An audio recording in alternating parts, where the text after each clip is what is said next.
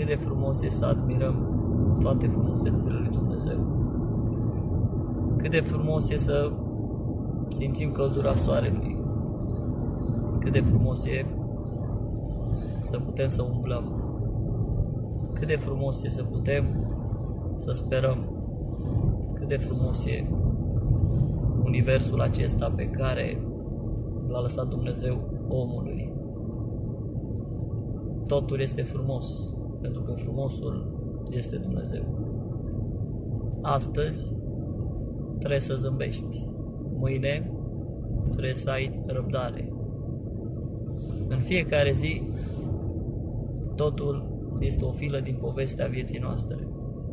Așa că scrieți-vă fiecare filă cu cuvinte și cu fapte frumoase.